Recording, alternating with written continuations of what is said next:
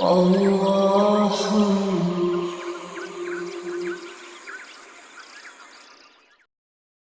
اعوذ باللہ من الشیطان الرجیم بسم اللہ الرحمن الرحیم۔ عزیزان من، آج جنوری 1982 کی 29 تاریخ ہے اور درس قرآن کریم کا آغاز سورہ محمد کی آیت 8 سے ہو رہا ہے، 4:7/8۔ درس سے پہلے سابقہ درس میں ایک صاحب ہو گیا تھا، اس کی تصحیح ضروری ہے۔ یعنی 22 جنوری کے درس میں جنگ بدر کے ضمن میں بات یہ آ گئی تھی کہ ان جانثاروں نے ہتھیلی پہ سر رکھتے ہوئے اس مارکے کو سر کیا، لیکن ہمارے ہاں کے عجوبہ پرستوں نے اس کو دوسری طرف منتب کرا دیا، کہا کہ نبی اکرم صلی اللہ علیہ وسلم نے مٹھی بھر کر کینکریاں ماری تھیں اور اس سے وہ کفار کا لشکر جو تھا قریش کا وہ سب اندھے ہو گئے تھے، تو اس لیے وہ میدان سے بھاگ گئے تھے۔ تو اسی ضمن میں نے کہا کہ یہ تو پھر بھی انہوں نے رسول اللہ صلی اللہ علیہ وسلم کا ہی معجزہ بتایا ہے۔ یہ تو یہاں تک کہتے ہیں کہ چڑیاں آتی تھیں اور وہ کینکریاں چونچ میں اور پنجوں میں لیے ہوتی تھیں اور انہوں نے ماری اور وہ ہاتھیوں کا بھرکس نکال دیا۔ تو میرے خیال آیا کہ اس سے کچھ تاثر ایسا ہوتا گویا یہ بھی جنگ بدر کا ہی کوئی واقعہ تھا یا حضور کے زمانے کا۔ یہ اصحاب فیل کا جو واقعہ ہے یہ تو نبی اکرم صلی اللہ علیہ وسلم کے سن پیدائش کا ہے، جس سال حضور پیدا ہوئے تھے، 40 سال نبوت کے سے بھی پہلے۔ تو گویا یہ قریش کے ساتھ واقعہ ہوا تھا، حضور کی زندگی میں یہ بات بعد میں نہیں آئی تھی۔ تو یہ تصحیح ضروری ہے، خاص طور پہ اس لیے کہ یہ سب چیزیں ریکارڈ بھی ہو جاتی ہیں اور ریکارڈ میں تو پھر پتہ نہیں کب تک رہیں گی، تو میں نے اس کی تصحیح ضروری سمجھی۔ بعض اوقات ایسی صورت ہو جاتی ہے کہ بات واضح نہیں ہوتی۔ سابقہ درس میں بات ایک ہی آیت پہ آئی تھی اور وہ یہ تھی کہ اگر تم ہماری مدد کرو گے تو ہم تمہاری مدد کریں گے۔ یہ بات بڑی واضح طور پہ سامنے آ گئی تھی، اس کے دہرانے کی ضرورت نہیں۔ اگلی آیت یہ ہے کہ والذین کفروا فتعسل لهم واضل اعمالهم، اور اس کے برعکس جو لوگ اس سے انکار کریں گے، سرکشی برتیں گے، انجام کار ان کو تباہی ہوگی، شکست ہوگی، بربادی ہوگی، سرنگوں ہونا کہتے ہیں اس کو اصل میں۔ ان کی کیفیت یہ ہوگی، وہ کامیاب نہیں ہو سکیں گے اور وہ سارا ان کا کرتا دھرتا ضائع جائے گا۔ یعنی جس مقصد کے لیے وہ یہ سب کچھ کر رہے ہیں کہ شکست دے دیں اس نظام کو، اس تاریخ کو، وہ اس میں ناکام رہیں گے، اس لیے ان کا سب کرتا دھرتا ضائع چلا جائے گا۔ یہ جو چیز ہے ضائع چلے جانے والی بات بھی اس سے پہلے کے درسوں میں آ گئی ہوئی ہے کہ اعمال کا رائے گاں جانا معنی کیا رکھتا ہے اور وہ کس طرح سے رائے گاں جاتے ہیں۔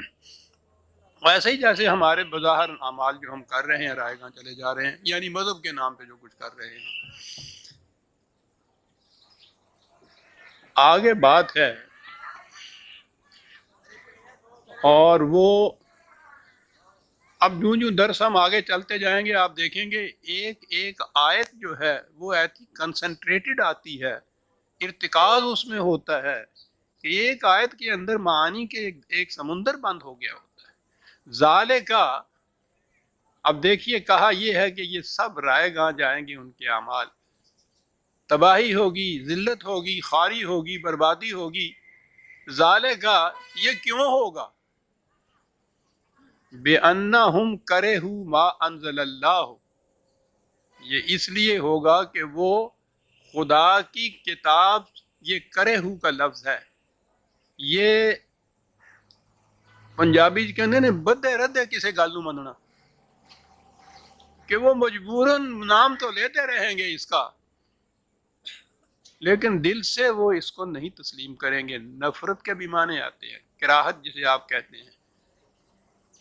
ما انزل اللہ، قرآن سے ان کی یہ کیفیت ہوگی کہ ماننا کو زبان سے وہ پڑھے گا ان کو مجبوراً، لیکن دل سے وہ نہیں اس کو مانیں گے، پسند نہیں اس کو کریں گے۔ یہ وجہ بتائی ہے فَأَحْبَطَ أَعْمَالَهُمْ، اس وجہ سے ان کے تمہارے وہ کام جن کو وہ سمجھیں گے کہ بڑے نیک کام ہم کر رہے ہیں، وہ ضائع چلے جائیں گے. ذالک، عام طور پہ ہمارے ہاں کہتے ہیں اسباب زوال امت، میں نے بھی ایک کتاب لکھی ہے تو اس میں اسباب یعنی بہت سے کازز جو ہیں ہمارے ہاں کی تباہی کے، زوال کے، ان سے بحث کی گئی ہے. تو قرآن تو اس کا ایک ہی سبب بتاتا ہے اور باقی اسباب تو اس کے نیچے آ جاتے ہیں. قرآن کا جو صحیح مقام ہے وہ نہ دینا، مجبوراً اس کو ماننا، عمل اس کے خلاف ہونا، یہ ہے جو قرآن نے وجہ بتائی ہے. کرے ہو جو ہے یہ تو غیر مسلموں کے لیے تو آ نہیں سکتا کہ وہ تو اسے مانتے ہی نہیں. تو ما انزل اللہ کے متعلق دل میں یہ چیز پیدا ہونا کہ جو وہ مقصد، جو مقام اس کا ہے وہ نہ دیا جائے، مجبوراً اس کو مانا تو جائے. کافر نہ توانی شد، ناچار مسلمان شاہ، اتنی جرت نہیں ہے کہ اس طرح سے اعلانیہ یہ کہہ دے کہ ہم نہیں اس کو مانتے. وہ نام اس کا رکھتے چلے جاتے ہیں، جیسا ہم خطوں کے اوپر 786 لکھ دیتے ہیں نا، اوپر 786 ہوتا ہے اور نیچے سارے قصے اور شراب کے اور کباب کے اور جوئے کے سب کچھ ہوتا ہے خط میں، اوپر 786 لکھا جاتا ہے. کرے ہو قرآن کے ساتھ یہ کیفیت ان کی ہوگی. یہ وجہ بتائی قرآن نے بنیادی اس قوم کی کہ جو قرآن کے ساتھ نسبت اپنی تو رکھتے ہیں اور لیکن عملاً قرآن کے ساتھ یہ کیفیت ہے ان کی. تو یہ تو بہرحال ہم مسلمان ہیں، اس میں کہ ہندوؤں کا، عیسائیوں کا، کفار کا، غیر مسلموں کا تو یہ ذکر نہیں ہے، وہ تو اس سے انکار ہی کرتے ہیں. یہ کیا چیز ہے جو قرآن نے کہہ دی. اور جب اس نے کہا ہے کہ تمہاری ذلت، تباہی، بربادی، زوال کا ایک ہی سبب ہے، تو اس ایک سبب کے اوپر تو ہمیں کھڑے ہو کر غور کرنا چاہیے نا کہ یہی تو وہ سبب ہے. اور خامخواہ کے لیے ہم کمیشن بٹھاتے ہیں، کمیٹیاں بٹھاتے ہیں تحقیقات کے لیے کہ معلوم کریں کہ صاحب اسباب کیا ہیں ہماری زوال کے. قرآن کہتا ہے اسباب نہیں، سبب دریافت کرو، اور ہم بتاتے ہیں تمہیں جو سبب ہے وہ یہ ہے. کرے ہو ما انزل اللہ. بظاہر یہ حیرت ہوگی کہ صاحب مسلمان ہو کر اور ما انزل اللہ سے، یہ جسے قرآن نے کراہت کہا ہے، کبیدگی دل میں پیدا ہو جانا اس کی طرف سے، یہ کیسے ہوتا ہے. 2 آیتیں آپ اور لیجئے تو پھر آگے میں چلتا ہوں کہ یہ کیسے ہوتا ہے. ہو رہا ہے، ہماری نگاہ اوپر نہیں اٹھتی. 17/46 وَإِذَا ذَكَرْتَ رَبَّكَ فِي الْقُرْآنِ وَحْدَهُ وَلَّوْا عَلَىٰ أَدْبَارِهِمْ نُفُورًا. جب تو قرآن میں صرف خدا کا ذکر کرتا ہے تو ان کے دلوں میں اس سے نفرت پیدا ہوتی ہے اور وہ منہ موڑ کے چل دیتے ہیں. صرف خدا کی اطاعت، صرف قرآن کی محکومیت، بس اور آگے نہیں کچھ. وہ کہتا ہے جب تو قرآن میں صرف خدا کا ذکر کرتا ہے، نام لیتا ہے، اس کی اطاعت کی بات کرتا ہے، تو اس سے ان کے دلوں میں نفرت پیدا ہوتی ہے اور وہ منہ پھیر کے چل دیتے ہیں. ذرا آگے چل کے ہم دیکھیں گے کہ ارے دل، یہ تو اپنی داستان معلوم ہوتی ہے. یہ چیز ذہن میں رکھیے جو کہا ہے. تو یہ وہی ہے نا کہ جب تو ان کے سامنے قرآن کا ذکر کرتا ہے تو قرآن کے ماننے والوں کی بات آ رہی ہے تو وہ ان کے دل میں کبیدگی پیدا ہوتی ہے. دوسرے مقام پہ ہے 39/45 39/45 وَإِذَا ذُكِرَ اللَّهُ وَحْدَهُ اشْمَأَزَّتْ قُلُوبُ الَّذِينَ لَا يُؤْمِنُونَ بِالْآخِرَةِ.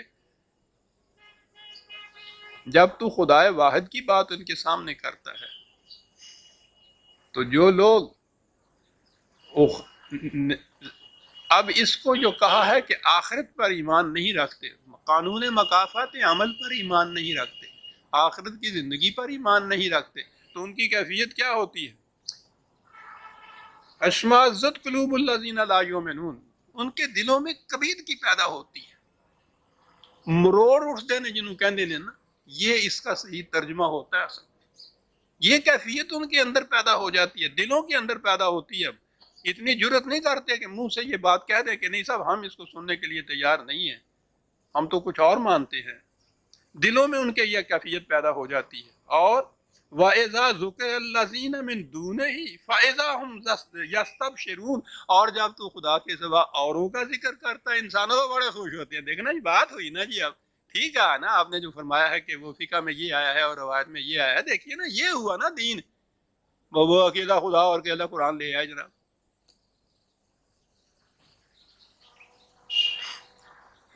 اتنے میں نظر آتا ہے کہ پتہ نہیں یہ کون سے لوگ تھے جن کی داستانیں ہیں۔ میں نے عرض کیا عزیزان من، یہ تو ہماری داستان ہو رہی ہے۔ قرآن، قرآن خالص، صرف قرآن۔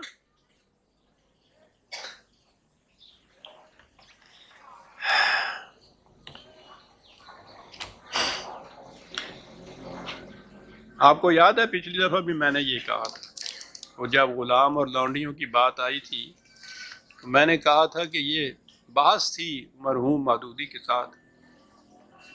قرآن کی روح سے ثابت کیا گیا کہ اسلام میں غلاموں اور لونڈیوں کا کوئی وجود نہیں ہے، قرآن نے اس کو قطعاً بند کر دیا ہوا ہے۔ انہوں نے روایات اور فقہ وغیرہ سے ثابت کیا کہ نہیں صاحب غلام بھی ہیں اور لونڈیاں بھی ہیں، اور ہمارے ہاں تو آپ دیکھتے ہیں ایک ایک سلطان کے گھر میں 3-3 ہزار ہوتی تھی، اور یہ لمبا چوڑا۔ آخر میں ان سے پوچھا گیا کہ اس بات کی وجہ کیا ہے، تو آپ کو یاد ہے میں نے بتایا تھا، پھر دہراتا ہوں۔ کہتا ہے کہ ان کی غلطی کا اصلی سبب یہ ہے کہ انہوں نے صرف قرآن سے غلامی کا قانون اخذ کرنے کی کوشش فرمائی ہے۔ جرم ہے یہ، اصلی سبب ان کی غلطی کا یہ ہے۔ دیکھتے ہیں قرآن کی آیت کا کس طرح سے ترجمہ ہو رہا ہے یہ، کہ جب صرف قرآن کی بات تو یہ کرتا ہے تو ان کے دلوں کے اندر ایک بغض اور عداوت اور کینہ اور نفرت اور کبیدگی پیدا ہوتی ہے، صرف قرآن سے یہ کر رہے ہیں۔ میں بہت پرانی باتیں یا ان کے حوالے نہیں دیتا، تو کہا جاتا ہے کہ اس دور کی یہ باتیں ہیں، میں موجودہ دور کی یہ بات کہہ رہا ہوں۔ یہ ان کی بات ہے کہ جو اس دور میں ایسا مانے جاتے تھے کہ وہ جدید دور کے مفسر اور جدید دور کے عالم اور اتنے بڑے، یہ ان کی تحریروں کے اندر یہ چیزیں ہیں، زبانی کہی ہوئی باتیں نہیں ہیں۔ مسلک یہ ہے کہ یہ لوگ صرف قرآن سے کام اخذ کرنا چاہتے ہیں۔ یہ دیکھا نا جو قرآن نے کہا تھا کہ صرف جب تو قرآن کی بات کرتا ہے تو ان کے دلوں میں کبیدگی پیدا ہوتی ہے جی۔ اور انہی کے ساتھی مولانا امین حسن اصلاحی، اس زمانے میں تو یہ ان کے دست بازو تھے، بلکہ کبھی کبھی امیر بھی ہو جاتے تھے۔ اب یہاں وہ تفسیر بھی انہوں نے لکھی ہے، تو اس زمانے میں انہوں نے یہ کہا تھا، انہوں نے لکھا تھا کہ جو لوگ شریعت کو صرف قرآن کے اندر سمجھتے ہیں وہ کافر ہیں۔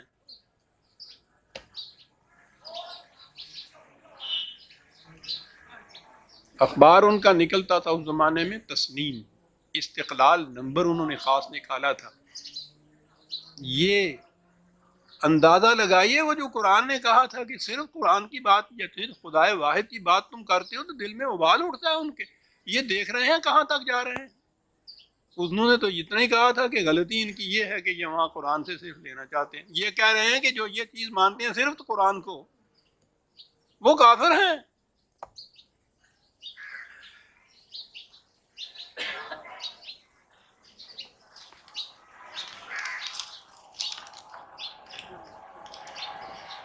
قرآن کے ساتھ قرآن کی مثل ان کے ہاں عقیدہ ہے۔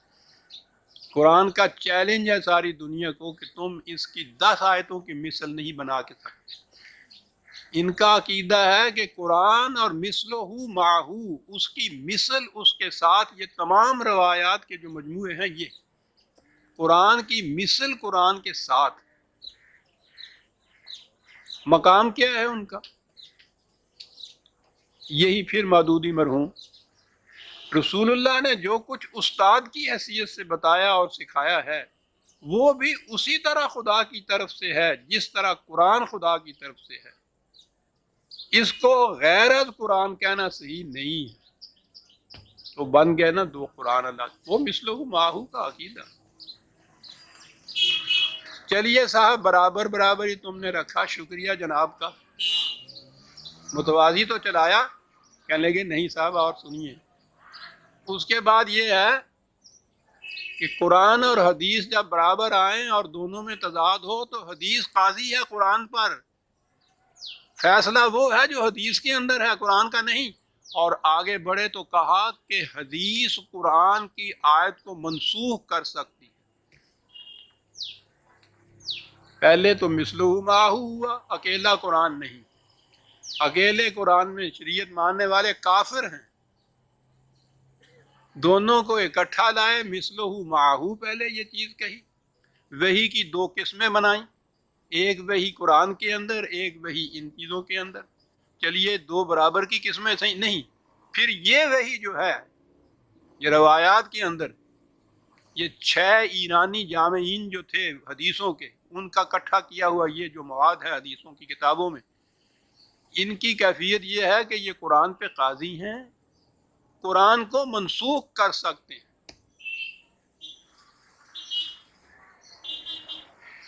ایک حدیث یہ چلی آ رہی تھی کہ رسول اللہ نے فرمایا کہ میرے قول کو قرآن کے سامنے لاؤ، اگر وہ اس کے مطابق ہے تو اسے میرا قول سمجھو، اگر وہ اس کے مطابق نہیں ہے تو میرا قول نہیں ہو سکتا. نظر آتا ہے کہ چمک رہی ہے یہ روایت کہ حضور کی یہ ہوگی، وہ بالکل صحیح ہے. اس حدیث کو لے کے یہ اہل اعتصام اہل حدیث کا یہاں سے نکلتا ہے آرگن. انہوں نے فرمایا کہ یہ حدیث صحیح ہو ہی نہیں سکتی. رسول اللہ اور یہ فرمائیں کہ میرے قول کو قرآن کے سامنے لے آؤ اور اس کے خلاف ہے تو رد کر دو. انہوں نے کہا لا حول ولا، کیا کہہ رہے ہو تم؟ اندازہ لگائیے کہاں کھڑے ہیں آپ. پھر میں نے کہا ہے نا کہ آپ اسباب زوال امت جو ہے اس کی تحقیق کر رہے ہیں. قرآن کہتا ہے کہ کرے ہو ما انزل اللہ، بس ایک سبب ہے اس امت کی تباہی کا.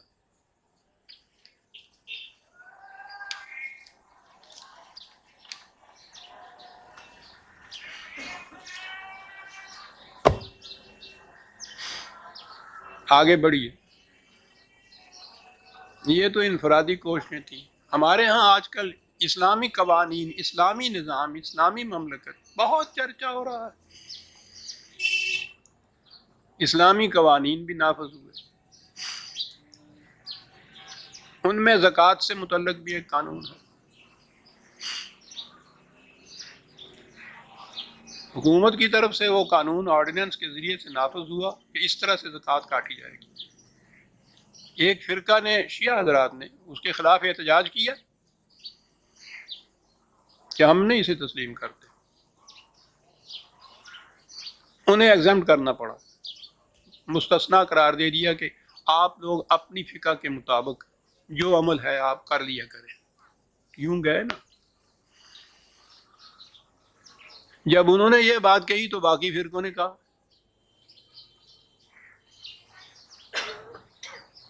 کہ ہمیں کیوں نہیں رعایت دی جاتی.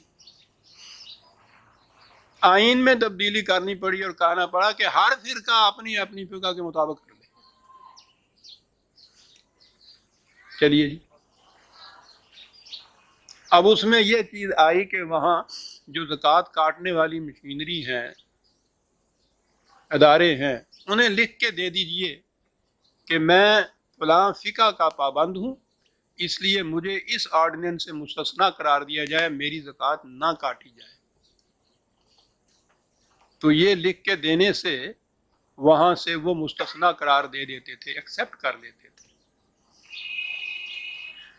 اس دور میں بھی ایسے لوگ بستے ہیں ابھی، معلوم نہیں ان کو ختم کیوں نہیں کیا گیا اس سے پہلے. انہوں نے لکھ دیا کہ میں فقہ قرآنی کا قائل ہوں، اس کی روح سے مجھ پر یہ آرڈیننس عائد نہیں ہوتا، مجھے مستثنا قرار دیا جائے. جواب دیا گیا کہ کیا کہہ رہے ہو، یہ کیا ہوتی ہے فقہ قرآنی؟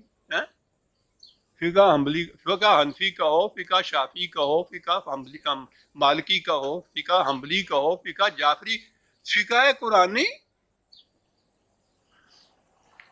ہیں،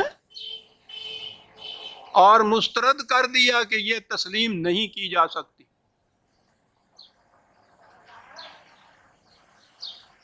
سنتے ہیں کرے ہو ما انزل اللہ، میں ان سے خط و کتاب کر رہا ہوں کہ لکھ کے بھیجیے، جواب نہیں دے رہے۔ جنہوں نے لکھ کے بھیجا تھا فقہ قرآنی، انہیں جواب دے دیا کہ یہ نہیں تسلیم کی جا سکتی۔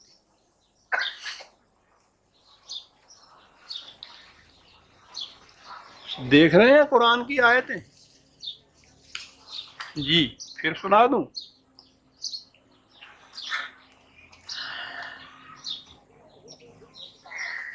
وہی جو 45ویں آیت، 39/45، اذا ذکر اللہ وحدہ اشمئزت قلوب الذین لا یؤمنون بالآخرۃ واذا ذکر الذین من دونہ اذا هم یستبشرون۔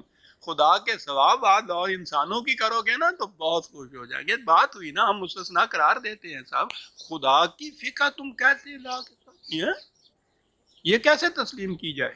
اسلام کے نام پہ مملکت کہہ رہے ہیں، قوانین کہا جا رہا ہے، نظام کہا جا رہا ہے، عملاً یہ بات یہ نہیں ہے کہ زبانی کلامی لوگوں سے کہا جا رہا ہے، لکھ کے بھیجا جا رہا ہے کہ ان فقہوں میں سے کسی فقہ کو مانو تو پھر تو مستثنا قرار دو گے۔ انہوں نے لکھ کے بھیجا کہ صاحب یہ تو فرقہ بندی ہے۔ کہا آئین کے اندر بھی تو ہم نے یہ لکھ دیا ہے کہ ہر فرقہ اپنی فقہ کے مطابق یہ کہے۔ انہوں نے لکھ کے بھیج دیا کہ صاحب فرقہ بندی تو قرآن کی روح سے شرک ہے، تو ہمیں مجبور کیا جا رہا ہے کہ ہم شرک کے مرتکب ہوں۔ کہا اس کی روح سے تو آپ کو کسی فرقہ کے ساتھ متمسک ہونا ہی پڑے گا۔ اس دور میں مسلمان ہو کر اور پھر توحید پرست ہونا، یہاں تو مسلمان رہ وہ سکتا ہے جو شرک کا مرتکب ہو، کسی نہ کسی فرقے کے ساتھ آپ کو متمسک ہونا پڑے گا۔ یہ چیزیں نظری نہیں میں کہہ رہا، یہ عملاً ہو رہا ہے جو میں عرض کر رہا ہوں۔ آپ میں وہ اب آپ بیٹھے ہوئے ہوں گے میرا خیال ہے جنہوں نے یہ لکھ کے بھیجا تھا اور ان کو جواب مل گیا، میرے پاس ہے ان کے جواب کہ قرآنی فقہ نہیں تسلیم کی جا سکتی۔ سن رہے ہیں آپ؟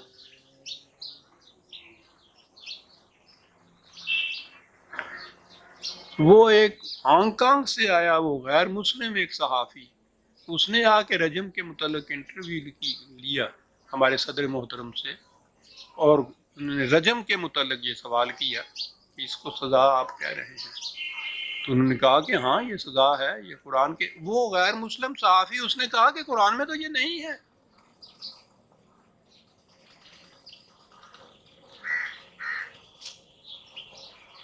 انہوں نے کہا کہ اس کے باوجود یہ شریعت کا حکم ہے۔ وہی جو میں نے ابھی عرض کیا تھا نا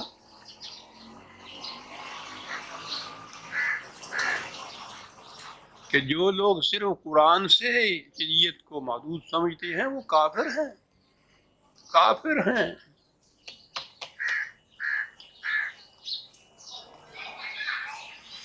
صرف قرآن کو کافی سمجھتے ہیں تو گویا ایسا ہے جیسا یہ ان لوگوں کے اپنے ذہن کی کوئی افتراء ہے، خود تراشیدہ کوئی ان کا عقیدہ ہے، ایسا عقیدہ جو بالکل اسلام کے خلاف ہے۔ قرآن کو کافی سمجھتے ہیں یہ لوگ، یہی کہا ہے انہوں نے۔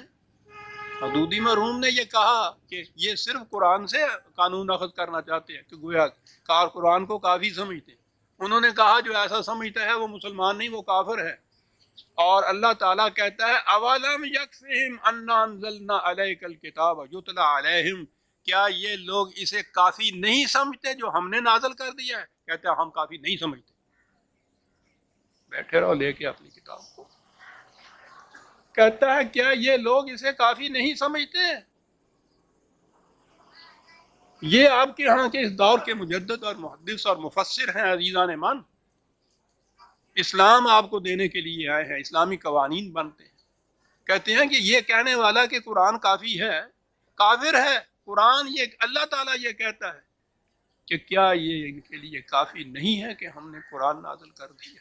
کہتے ہیں کافی نہیں، قرآن کے ساتھ انسانوں کو ملانا پڑے گا، اور ملانا اس طرح سے پڑے گا کہ قرآن تو پھر تلاوت کے لیے رہ جائے گا، احکام سارے ان کے ہوں گے، قرآن کے خلاف احکام سارے جو نازل ہوں گے۔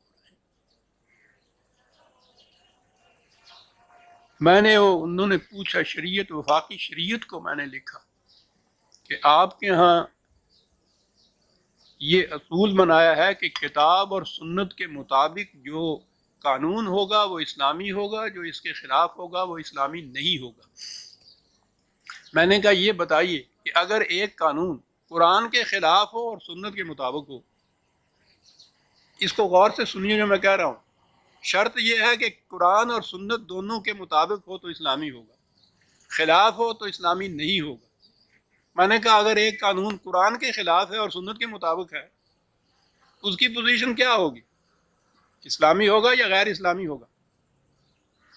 آج مثلاً میں نے کہا مثلاً وصیت کا قانون قرآن کریم میں بالتصریح یہ لکھا ہے کتب علیکم اور حقا علی المتقین، پورے مال کی وصیت کر سکتا ہے جس کے حق میں چاہے کر سکتا ہے، قرآن یہ کہہ رہا ہے۔ حتیٰ کہ جب اس نے وراثت کے احکام دیے، تقسیم کیا وراثت کی روح سے، ہر ترکے کے حکم کے ساتھ کہا من بعد الوصیت، وصیت پوری کرنے کے بعد اگر کچھ بچتا ہے تو اس پہ یہ حکم لاگو ہوگا۔ 3 دفعہ وہ حکم آیا ہے، تینوں بار قرآن نے اس کو ریپیٹ کیا ہے۔ وضاحت ملادہ فرماؤ، کہیں ایک دفعہ نہیں کہا بیٹے کو اتنا، بیٹی کو اتنا، بیوی کو اتنا، یہ اور اس کے بعد من بعد الوصیت، یہ ہوتا ہے وصیت کے بعد اتنا ہے۔ وصیت کیسے لکھی جائے گی، کیسی لکھائی جائے گی، پوری ایک لمبی چوڑی آیت اس کے متعلق، اتنا واضح اور اہم حکم۔ آپ کے ہاں کی فقہ کا مسئلہ جسے وہ کہتے ہیں کہ ایک حدیث میں مبنی ہے کہ نہیں صاحب، وصیت صرف 1/3 میں کی جا سکتی ہے، اور وہ بھی وارثوں میں سے کسی کے حق میں نہیں کی جا سکتی۔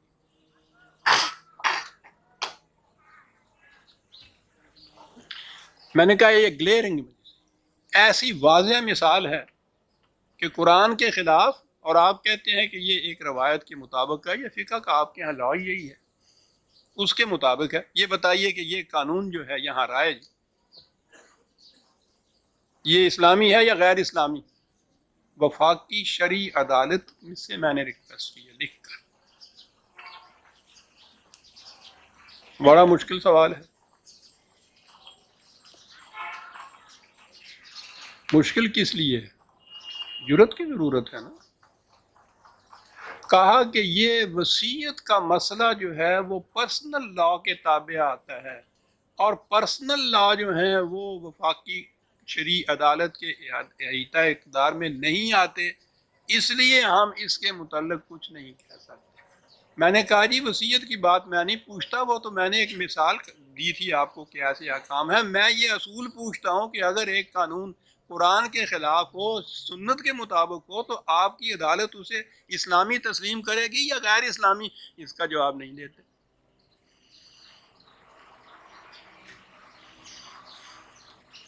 کر لو کیا کرتے، عزیزہ نے مان، پھر آپ کمیٹیاں بتاتی ہیں اس بات کے لیے کہ ہم ذلیل کیوں ہو رہے ہیں۔ ذالک بانہم کرہوا ما انزل اللہ،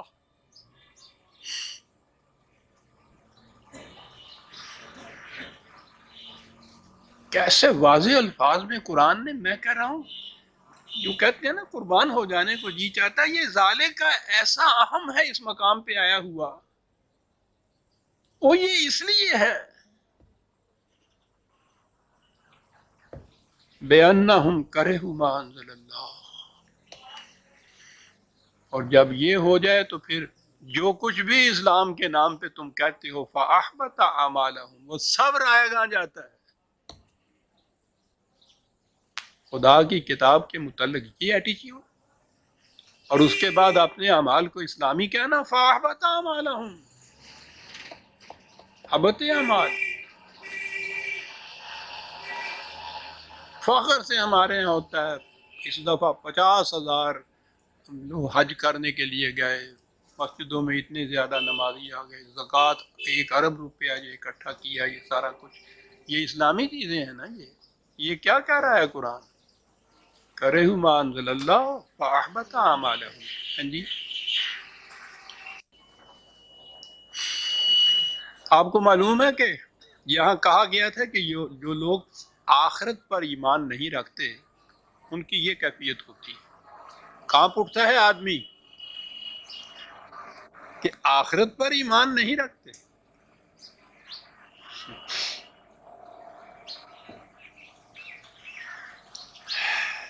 سنیے، یہ آخرت کی کون سی بات قرآن نے کہی ہے جس کے متعلق کہا کہ ایمان نہیں رکھتے؟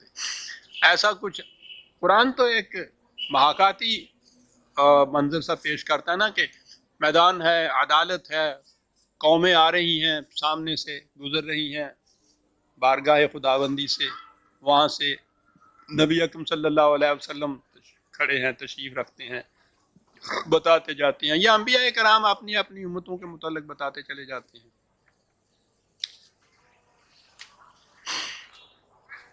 ہم بھی وہاں سے گزر رہے ہیں، امت محمدیہ کہلانے والے۔ پھر سوچئے عزیزان من، کہا تھا جو آخرت پر ایمان نہیں رکھتے، ذرا ان سے پوچھئے گا جو آخرت پر ایمان رکھتے ہیں، جو میں کہنے لگا ہوں۔ یہ گزر رہے ہیں، حضور تعارف کرا رہے ہیں ہمارا، وقال الرسول، رسول پکار اٹھے گا، یا رب، اے میرے پروردگار، ان قوم اتخذوا ھذا القرآن مہجورا، یہ وہ قوم گزر رہی ہے جس نے قرآن کو چھوڑ دیا تھا۔ ہمارا تعارف ہو رہا ہے بارگاہ خداوندی میں قیامت کے دن۔ آخرت پر ایمان رکھنے والے جو ہیں ان کے سامنے نہیں ہے یہ آیت، کہیں نہیں کہا گیا کہ انہوں نے میری حدیثوں کو چھوڑ دیا تھا، انہوں نے فقہ کو چھوڑ دیا تھا، انہوں نے تفسیر کو چھوڑ دیا تھا۔ کہا یہ وہ قومی نسبت میری طرف کرتی ہے، اور کیفیت یہ ہے، قوم اتخذوا ھذا القرآن مہجورا، کسی اور چیز کے متعلق نہیں کہا کہ انہوں نے اس چیز کو چھوڑ دیا تھا۔ حضور شکایت فرما رہے ہیں بدرگاہ رب العزت اس قوم کا، اپنی قوم کا، امت کا تعارف کراتے ہوئے۔ عزیزان من، آخرت پر ایمان رکھنے والے کے سامنے تو یہ بات ہوگی نا کہ وہاں جو چیز شکایت ہماری، حضور شکایت فرمائیں گے جن کی طرف ہم نسبت اپنی کرتے ہیں، امت محمدیہ کہلاتے ہیں۔ قرآن نے، خدا نے اس لیے رسول اللہ کی زبان سے قوم ہی کہلایا ہے، یہ قوم جو میری طرف نسبت کرتی ہے اپنا، اور کیفیت یہ ہے کہ تیرے قرآن کو انہوں نے چھوڑ دیا تھا۔ یہ قوم ہے جو جا رہی ہے تمہارے سامنے سے، جس کا آخرت پر ایمان ہے عزیزان من، اس کا تو اس پہ بھی ایمان ہوگا کہ میں کہیں اس گروہ کے اندر نہ شامل ہو جاؤں جس کے متعلق کہا جائے کہ انہوں نے قرآن کو چھوڑ دیا تھا۔ عملاً قرآن کو چھوڑا ہوا ہے۔ قرآن واحد کو ماننے والوں کو کافر کہا جا رہا ہے، اندازہ لگائیے۔ اسلامی نہیں کہا جا رہا، اس کو تسلیم نہیں کی جا رہی، قرآن کا احکام جس کے فقہ قرآنی کہتے ہیں، تسلیم نہیں کیا جا رہا۔ علی الرغم بتایا جا رہا ہے کہ یہ حکم قرآن کے خلاف ہے، جو رائج ہے قانون، کہا جاتا ہے کہ یہ وفاقی شرعی عدالت ہے، ہمارے ہیتے میں نہیں۔ اللہ اکبر۔ ذالکا، کیوں یہ حالت ہماری ہے، ہیں آج کیوں ذلیل کہ کل تک نہ تھی پسند، گستاخی فرشتہ ہماری جناب میں۔ آج ذلیل اس لیے ہے، ذالکا بأنہم کرہوا ما انزل اللہ فاحبط اعمالہم، کہا کہ یہ حالت کسی قوم کی نہیں، ہم تو شروع سے ہی بھیجتے رہے ہیں اپنی کتابیں، اپنی وحی، اپنے قوانین، یہ سنت اللہ ہے کہ جس نے بھی قوانین خداوندی کو چھوڑا، جس قوم نے بھی چھوڑا، اس کی یہی حالت ہو گئی. افلم یسیروا فی الارض. آ گیا قرآن تاریخ کی طرف شہادت دینے کے لیے. آؤ انہی کی بات نہیں ہے. چلو ان کھنڈرات کو دیکھو، ان کھنڈرات کی اینٹوں پہ جو نقش تمہیں اب بھی نظر آتے ہیں اقوام گزشتہ کی تاریخ کی داستانوں کے، پڑھو ان کو. کیا جرم تھا ان کا؟ کرے ما انزل اللہ. ہمارے لیے تو ما انزل اللہ قرآن ہے، ان کے لیے اپنے اپنے نبی کی کتاب ما انزل اللہ تھی. دنیا کی ہر قوم عزیزان من جو مذہب پرست اپنے آپ کو کہلاتی ہے، اور ان کے پاس تو ما انزل اللہ ہے نہیں، اور چیزوں کو ما انزل اللہ بنایا ہے. جب تک وہ اپنے مذہب کی پرستار رہتی ہے، ذلیل و خوار قوم رہتی ہے. وہ اس مذہب کو چھوڑ کے جب سیکولرزم جسے آپ کہتے ہیں، خالص عقل و بینش کی بنا پہ اپنے معاملات سنوارتی ہے، تو پھر بھی آگے بڑھ جاتی ہے. تاریخ اس کی شاہد ہے کہ جس نے بھی خدا کی وحی کو چھوڑا، جس قوم نے، ذلیل ہوگی. فَيَنْظُرُوا كَيْفَ كَانَ عَاقِبَةُ الَّذِينَ مِنْ قَبْلِهِمْ. ان سے کہا کہ جاؤ دیکھو تاریخی قوائف کو، اپنی آنکھوں سے جا کے دیکھو. اب تو زمین کے نیچے سے دبی ہوئی تاریخی دستاویزاں برآمد ہو رہی ہیں. کیا جرم تھا ان قوموں کا؟ قوانین خدا بندی کو چھوڑ دیا تھا، انسانوں کے قوانین کو. کیا کیا خدا نے؟ دمر اللہ علیہ، روڈ رولر بھیج دیا ان کے اوپر سے. یہ کیفیت ہو گئی ان قوموں کی. تاریخی شواہد کے بعد اگلے دو لفظ سنیے عزیزان من. وَلِلْكَافِرِينَ أَمْثَالُهَا. یہ انہی کی بات نہیں ہے، جو قوم بھی یہ کرے گی یہی کچھ ہوگا اس کے ساتھ.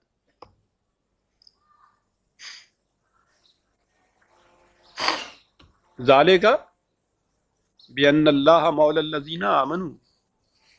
یہ اس لیے کہ خدا کی پشت پناہی تو اسی قوم کو حاصل ہو سکتی ہے جو خدا کے قوانین کو تسلیم کرے. وَأَنَّ الْكَافِرِينَ لَا مَوْلَى لَهُمْ. جو اس کو چھوڑ دیتا ہے پھر کوئی ان کا پشت پناہ نہیں رہتا دنیا کے اندر.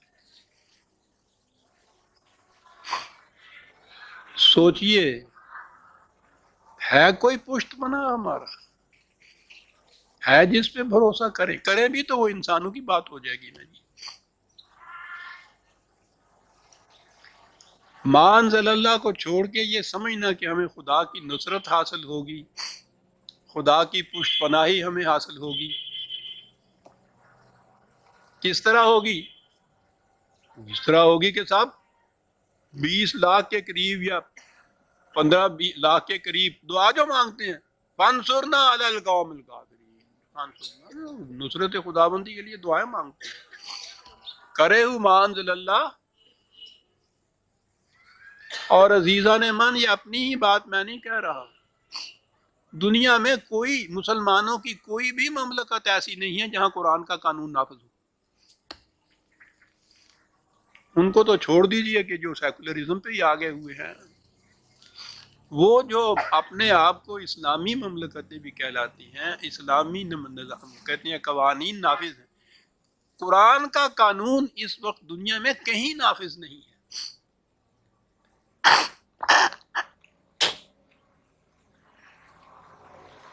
انسانوں کے قانون ہی نافذ.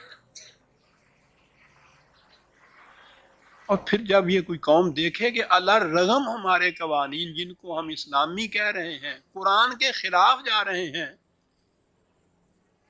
اس سے بھی وہ ٹس سے مس نہ ہوں، جاتے ہیں تو جائے. وہ انسانوں کی بنائی ہوئی فقہ اور قوانین جو ہیں ان کی خلاف ورزی کرنے سے تو وہ آپ کو سزا ملتی ہے. یہ بات کہ یہ خدا کے قانون کے خلاف ہے، یہ قانون خود جو بنا ہوا ہے، اس کی کوئی سزا دنیا میں نہیں مل تو رہی ہے. عزیزان من، تیری ہی آنکھوں کے اوپر پٹی بندھی ہوئی ہو تو کیا علاج اس کا؟ یہ کیفیت ہے ان لوگوں کی کہ کرے ما انزل اللہ. اور اس کے برعکس ان اللہ یدخل الذین آمنوا وعملوا الصالحات جنات تجری من تحتها الانہار. قرآن پر ایمان رکھنے والے، ما انزل اللہ پر ایمان رکھنے والوں کی کیفیت یہ ہوگی کہ اس ایمان کے بعد اس کے مطابق جو وہ کام کریں گے اس کا نتیجہ وہ جنت ہوگی جس کے ہم وعدے کرتے چلے آ رہے ہیں اور جس کی شادابیوں میں کبھی فرق نہیں آئے گا۔ اس کے برعکس والذین کفروا، اب آئیے ایک اور کیٹیگری۔ عجیب بات ہے، میں نے کہا تھا کہ جو ہم آگے بڑھتے جائیں گے قرآن کا انداز یہ ہے، پہلے پھیلائی ہوئی باتیں کرتا تھا تو آہستہ آہستہ یہ ارتکازن باتیں کرتا ہے، حتیٰ کہ جب ہم 29ویں 30ویں پارے میں پہنچتے ہیں تو وہاں تو ایک ایک لفظ کے اندر پوری تفسیر ہوتی ہے۔ دیکھیے عجیب انداز ہے قرآن کا، کہتا چلا آ رہا ہے کفر کیا ہے، لیجیے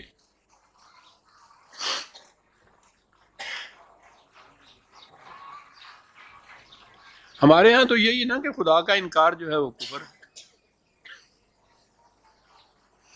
قرآن کہتا ہے تمہارا اپنا انکار جو ہے اپنے آپ کا وہ کفر ہے۔ شعر تو ہے فارسی کا، بات وہ کہہ گیا ہے، شاخ نہال سدرائی خار و خس چمن مشاؤ، تو شجر طوبہ کی شاخ ہے، مومن سے کہتا ہے، مسلمان سے کہتا ہے، تو باغ کے خار و خس کے ساتھ اپنے آپ کو ملا رہا ہے۔ سن جو میں کہہ رہا ہوں، منکر ہو اگر شبی، خدا کا اگر تم منکر ہو گیا تو ٹھہر جا، تھوڑی دیر کے لیے رہو، منکر خیشتن مشاؤ، اپنا منکر نہ ہو۔ یہ انکار خیش کیا چیز ہے؟ کون ہے جو میں نہیں کہتا اپنے آپ، اس سے کون منکر ہوتا ہے؟ یہ کیا چیز ہے؟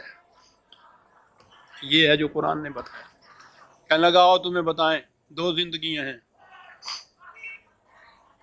ایک انسان کی طبعی زندگی ہے، فزیکل لائف، کہا اس حد تک انسان اور حیوان میں کوئی فرق نہیں ہے،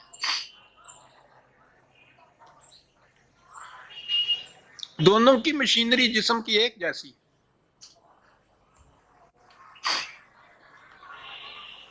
کچھ فرق نہیں ہے ان دونوں میں، کھانا پینا، سانس لینا، روشنی، زندگی کے لیے جو ضروری چیزیں ہیں، حیوانات بھی اسی طرح سے کھاتے پیتے ہیں، سوتے ہیں، سانس لیتے ہیں، روشنی میں گرمی میں، انسان بھی اسی طرح سے یہ کچھ کرتے ہیں۔ تو اس حد تک تو حیوانی اور انسانی زندگی یکساں ہے۔ انسانی زندگی کیا ہے؟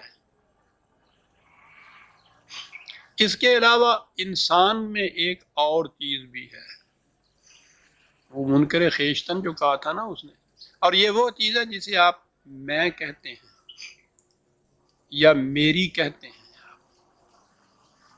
جب آپ کہتے ہیں کہ یہ میں نے ہی یہ کہا تھا، کیا مراد ہوتی ہے اس کی؟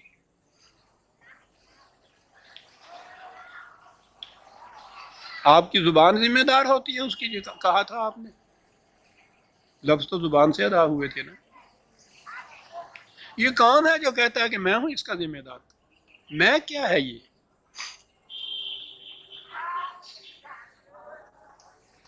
اور پھر میرا اور میری تو چلا جاتا ہے، میرا مال، میری جان، میرا باپ، میرے بیٹے، میری بیوی، میرا گھر، میرا مکان، میرا یہ میں کون ہے جس کا یہ سب کچھ؟ حتیٰ کہ میری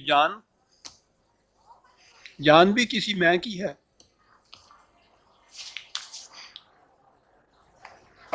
یہ جان بھی بات نہیں، اس لیے کہ جان تو حیوان میں انسان میں دونوں میں یکساں ہوتی ہے،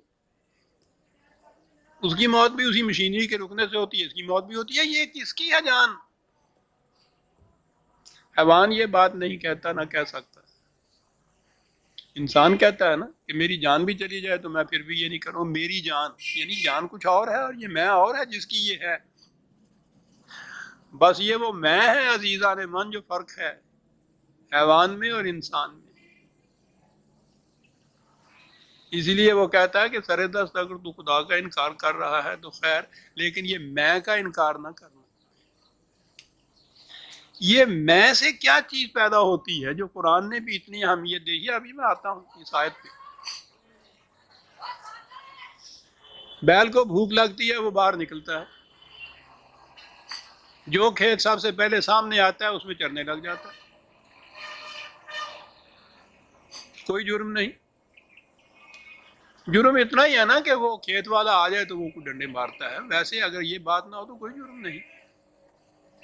اس کی ضمیر میں بھی بیل کے کوئی خلش پیدا نہیں ہوتی، تو ضمیر تو ہوتی نہیں ہے۔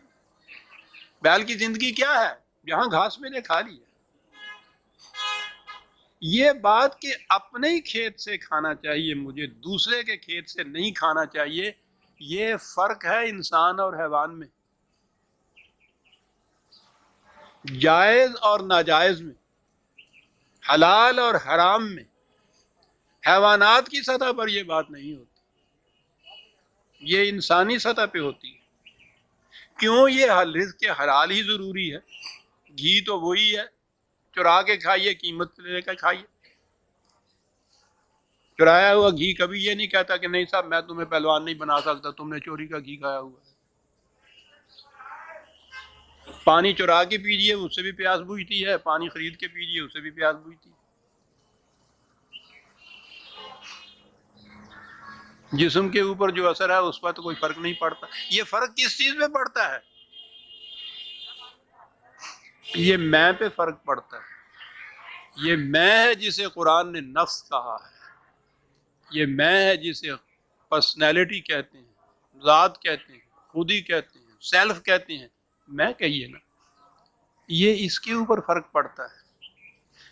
رزق حلال سے یہ شے کہ جس کو آپ نے یہ ذات خودی میں کہا ہے وہ ڈیولپ ہوتی ہے، اس کی نشو و نما ہوتی ہے، ارتقائی منزل میں آگے بڑھتی ہے۔ ویلیوز ان کو کہتے ہیں، اقدار ان کو کہتے ہیں۔ ویلیوز اور اقدار صرف انسانی سطح پہ ہوتی ہے، حیوانی سطح پہ نہیں ہوتی۔ اور یہ ساری بات جتنی بھی قرآن، وحی، انبیاء کرام، رسولوں کا سلسلہ، سارا قصہ میں سے متعلق ہے۔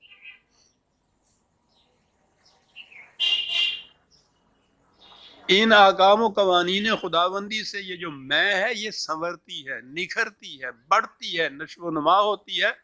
پھر ہوتا کیا ہے؟ مرنے کے بعد یہ ارتقائی منزل، اگلی منزل میں جاتی ہے، اسے جنت کہتے ہیں۔ اور جو وہاں یہ نہیں ہوتی وہ جہنم ہوتی ہے۔ جنت اور جہنم اس جسم کی ہے نہیں، وہ تو یہیں تو دبا دیا جاتا ہے۔ یہ میں آگے چلتی ہے۔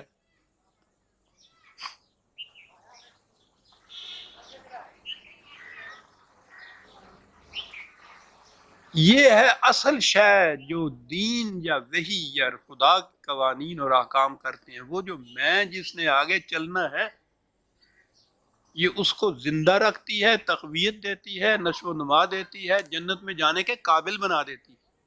ویلیوز، حیوانات میں ویلیوز نہیں ہوتی، بس یہ فرق آ گیا حیوانی زندگی اور انسانی زندگی میں۔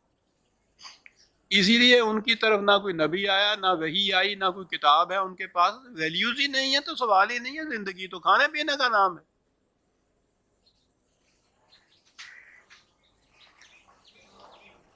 اب آئیے ادھر قرآن کی طرف، کیا کہا گیا؟ والذین کفروا، کہتا ہے آؤ تم پوچھتے ہو سب مسلمان کسے کہتے ہیں، کافر کون ہوتا ہے، کفر کیا ہے اور اسلام کیا ہے؟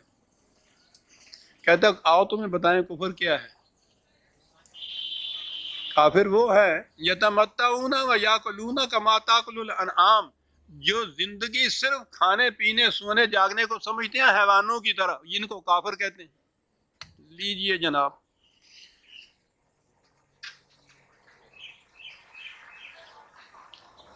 کفر اور اسلام کی بات کیسے واضح ہو رہی ہے؟ زندگی کا مقصد اگر آپ کا یہ ساری دنیا کی دولت سمیٹنا، اس کی نعمتیں اکٹھی کرنا، خوشگواریاں، یہ بھی بڑی ضروری چیز ہے، کیونکہ جسم کا تو تندرست توانا رہنا یہ نہایت ضروری ہے۔ اسی سے تو اندر ویلیوز ہوں گی، وہ میں جو اس کی ہوگی نا۔ لیکن اگر مقصود بالذات اتنا ہی ہے اور آپ میں ویلیوز کا کوئی فرق نہیں ہے، حرام اور حلال میں کوئی تمیز نہیں ہے، تو یہ حیوان کی سطح کی زندگی ہے، انسان کی زندگی نہیں۔ اور اس زندگی کو قرآن کفر کہتا ہے۔ جو مقصود حیات اتنا ہی سمجھتے ہیں وہ کافر ہیں، اور جو اس اس سطح کے اوپر جا کے اس میں کا بھی خیال رکھتے ہیں، ویلیوز کا خیال رکھتے ہیں، جائز و ناجائز، حرام و حلال کا خیال رکھتے ہیں، وہ ہیں کہ جو کفر سے اوپر جا کے اسلام کی زندگی میں داخل ہوتے ہیں۔ تو اب کفر و اسلام کی زندگی تو قرآن نے کہہ دی والذین کفروا،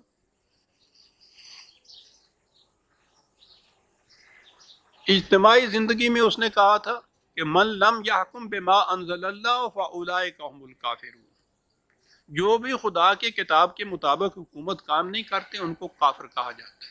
وہ تو ہے آپ کے ہاں کی اجتماعی زندگی۔ افراد کی زندگی یہ ہے کہ یتمتعون و یاکلون کما تاکل الانعام، زندگی حیوانی سطح کی زندگی جو سمجھتے ہیں تو ان کو کافر کہا جاتا ہے، اور جو یہ ہیں انہی کو ون نارو مسول لہم، ان کا ٹھکانہ جہنم ہوتا ہے۔ بات ختم ہو گئی۔ تو یہ تو ہر شخص اپنے ہاں طے کر سکتا ہے، فیصلہ کر لیتا ہے اپنے آپ کہ میری زندگی کا مقصود اتنا ہی ہے۔ عزیزان من، سوچئے گا اطمینان سے کہ زندگی کا اتنا ہی مقصد ہے۔ کیوں میاں صاحب آج کل پھر کیا ہو رہا ہے؟ کہنے کے صاحب اللہ کا شکر ہے،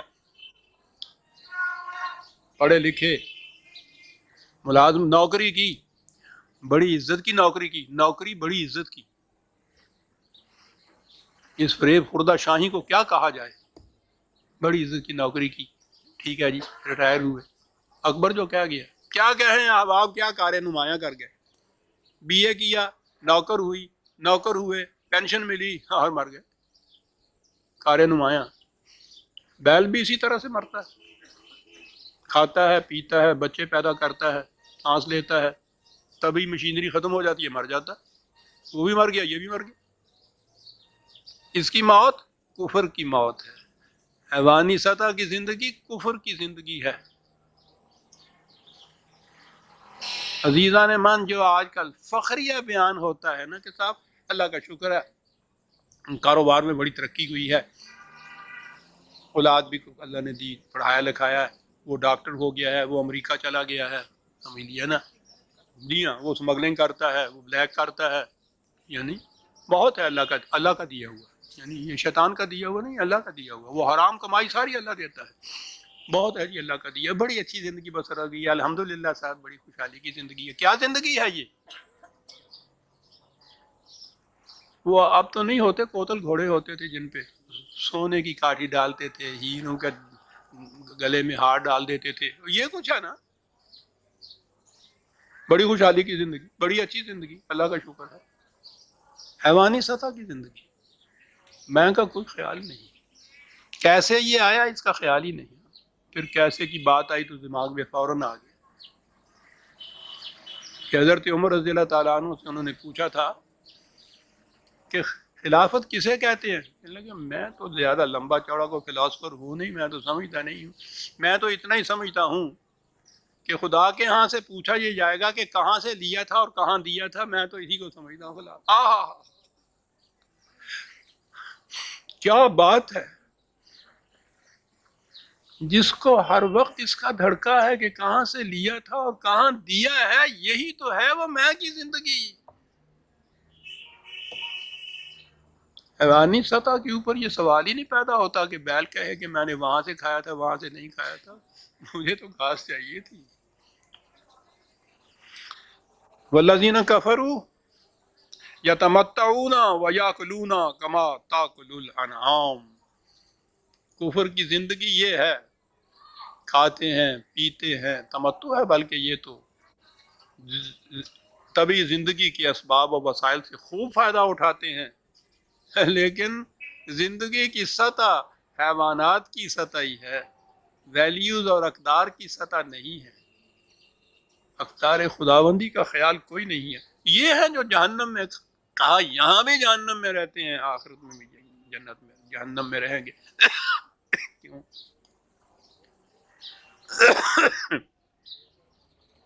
اچھا دو چار ہیں تو پھر ٹھیک ہے۔ یہ کہا اور اس کے بعد پھر وہ تاریخی طرف چلا گیا۔ عجیب چیز ہے قرآن کی، ایک اصول دیتا ہے، شہادت لاتا ہے فوراً، کَأَيٍّ مِّن قَرْيَةٍ هِیَ أَشَدُّ قُوَّةً مِّن قَرْيَتِكَ الَّتِی أَخْرَجَتْکَ، کہتا ہے کہ یہ چیز ان کے ذہن میں ہے کہ صاحب ہمارے پاس بڑی قوت ہے، دولت ہے، مال ہے، افراد ہیں، اولاد ہے، خاندان ہے، قبیلہ ہے، کہتا ہے یہی کچھ کہتے ہیں نا، ان سے پوچھو کہ یہ جو ہم نے تمہاری توجہ دلائی ہے ان کھنڈرات کی طرف، تاریخ میں تم نے پڑھا ہے نا، تم سے کتنے گنا زیادہ ان کے پاس یہ سب کچھ تھا.